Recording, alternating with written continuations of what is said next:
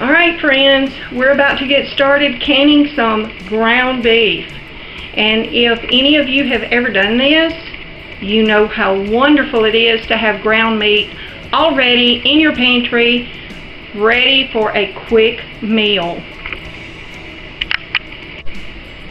Okay, as you can see, I already have my canner ready. It is on medium-low heat, heating the water that is in there because we are going to take this ground beef, which is 80-20 people, 80% lean, 20% fat. This is about 5 pounds, and that should be about 5 pint jars, maybe a little more, but there's my water. It's heating up so that it can be put in there once I get the ground meat in there. Now, what we're going to do is we're going to do a hot pack.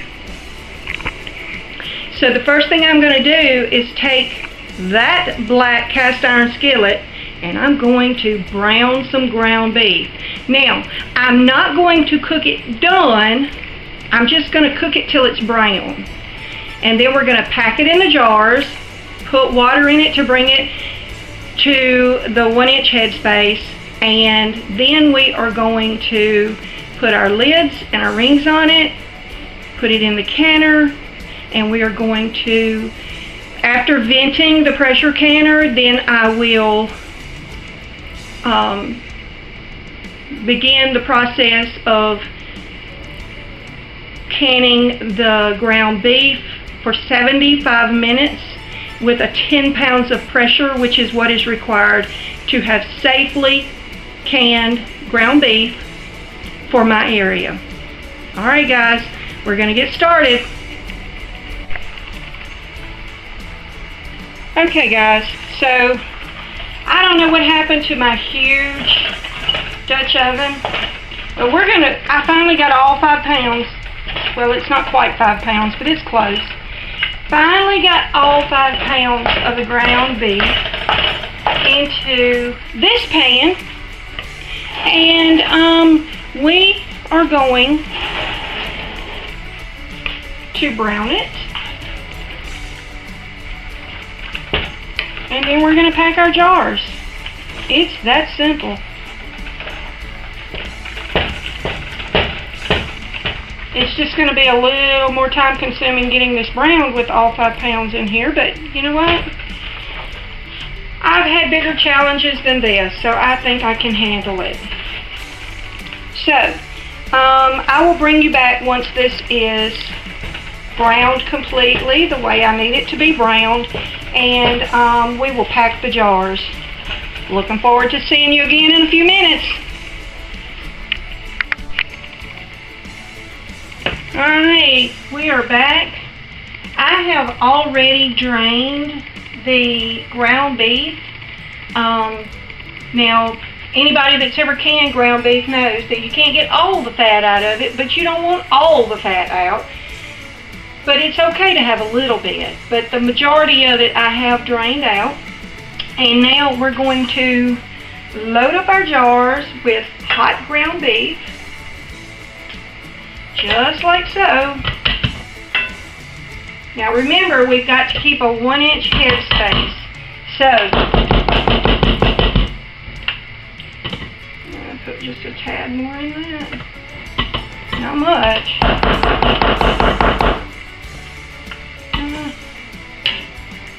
Let's see. Okay. Alright, now we're going to top it off with water. I've got some hot water boiling over here, and we're just gonna, now you can put broth, you can put tomato sauce. According to the National Center for Home Preservation, you can put broth, water, tomato sauce in this as your liquid. I prefer water. And I also do not put the salt in there. I prefer to put my salt in once when I'm cooking it. So I don't put any salt in when I am canning. That's just my preference. You don't have to, it's optional. Okay, we have a 1-inch headspace and this is going to be hot, hot, hot, hot, hot. Okay. Now, these jars are hot, the meat's hot, the water's hot that I'm putting in here, so that's why it's called a hot pack. Now,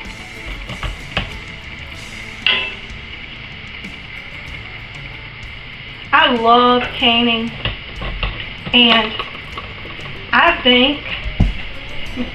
personally think everybody should can, and I will say that I've only been canning since about 2019. Now, I did it earlier when I was younger with my mother and my grandmother.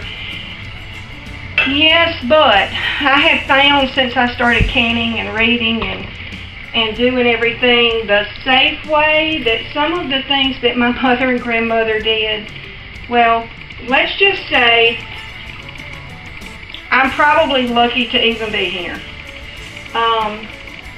because they are not considered safe by the National Center for Home Food Preservation. And I will put a link in the down under this video where you can go and look at that website. It has a wealth of information. You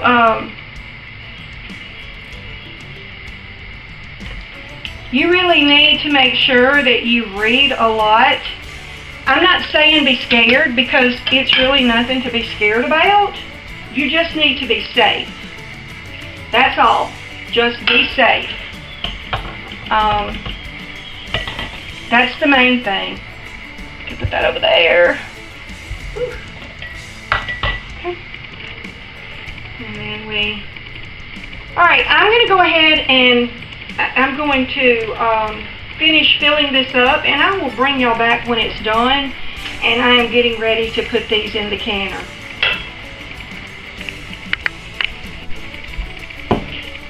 Okay, they're all in the jars. I actually got 6 jars, but I'm going to keep one out to make some cabbage soup tonight because that's what I feel like I want. And you know, what's the whole point of this is having food too. So now I'm just taking a cloth with some vinegar on it to wipe the tops, the rims of these jars, because there is grease in this. You can see it. And try as hard as you might, let's face it, we're not perfect, and we do get some on the rim of the jar. So I would much rather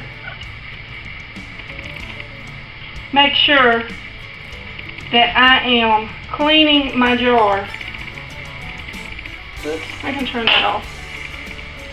Make sure that I'm cleaning the rim so that it will have a good seal, because we could get a false seal or no seal at all with grease on the rim of the jar.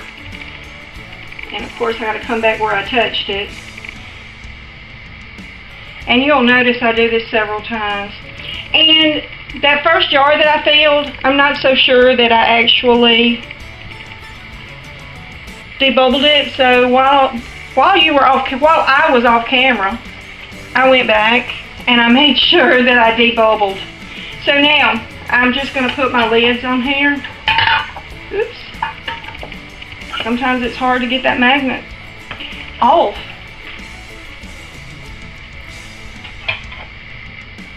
Okay.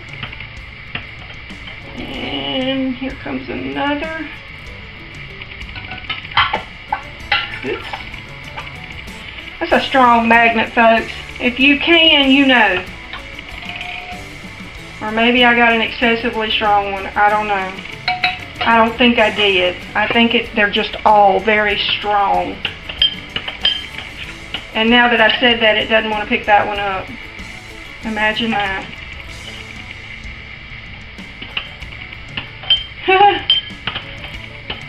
Now, you know, they say you don't have to put them in water anymore. I watched my mom and my grandmother do that, so it's kind of just ingrained in me. So now I'm going to take these rings, and these were new jars, so the lids and the rings came with it. I got lucky and found a couple of cases of paint jars, wide mouth paint jars, which, quite frankly, if it was left up to me, all of my jars would be wide mouth paint jars. That's my preference.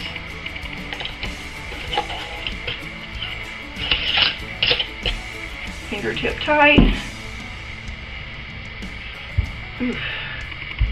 Hot, hot, hot. And fingertip tight. Okay, guys, it is time for us to put them in the canner. So let's just get busy. It is sitting over here with hot water in it, waiting. And we're going to just grab them and go. We're going to get these little puppies in here. Then we're going to put the lid on. See what happens as far as getting it to, when it starts venting, and it is venting well, I will time it for 10 minutes.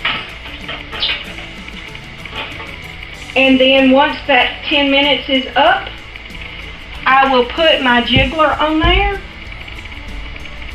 And then from there, we will, then once it starts jiggling really good and doing that little hula dance, that little fast hula dance, you know the one I'm talking about, the one that goes, well, we want it to go.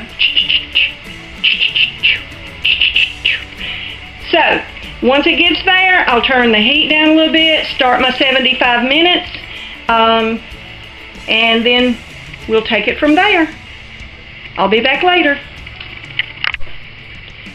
Alright guys, I have finished canning the ground beef, and I have taken it out, and I'm going to turn you around and I'm going to let you see. Look at that. Now it's still too hot for me to pick up, but look at it bubble. Look at it bubbling. Doesn't that look wonderful? I'm just excited about this. Alright guys, I have a black bean video that I need to go try to get up for you before this storm rolls in. They're saying 8 to 10 tonight, but you know how the weather forecast is. Sometimes they're right, sometimes they're wrong, sometimes they're somewhere in between.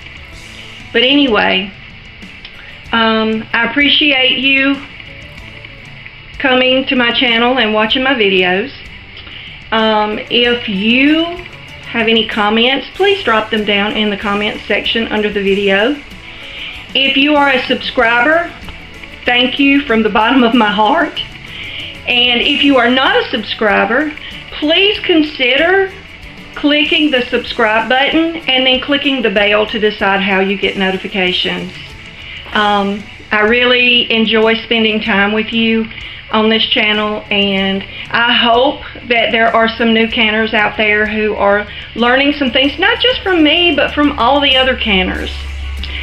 Well, I'm going to let this go, and I really appreciate you being here and spending time with me.